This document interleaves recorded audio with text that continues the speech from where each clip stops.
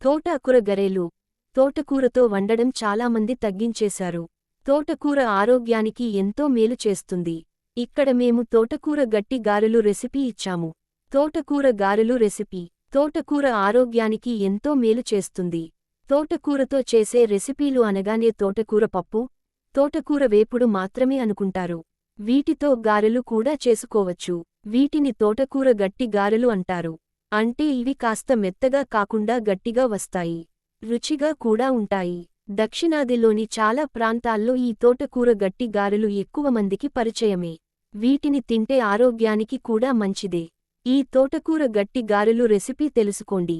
తోటకూర గట్టి గారెలు రెసిపీకి కావలసిన పదార్థాలు: శనగపప్పు 1 కప్పు, మినప్పప్పు అరకప్పు, తోటకూర 2 కట్టలు, అల్లం చిన్న ముక్క, ఉప్పు రుచికి సరిపడా, వెల్లుల్లి రెబ్బలు 4, పచ్చిమిర్చి 2, నూనె డీప్ ఫ్రై చేయడానికి సరిపడా. తోటకూర గట్టి గారెలు రెసిపీ. 1. శనగపప్పు మినప్పప్పును 4 గంటల ముందే నానబెట్టుకోవాలి. 2.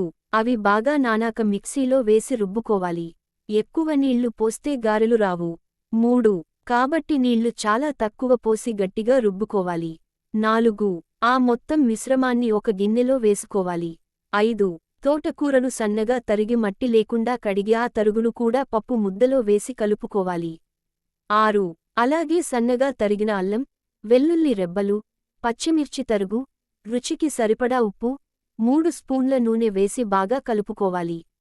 7. సోంపును కూడా వేసి కలిపితే మంచి రుచి వస్తుంది. 8.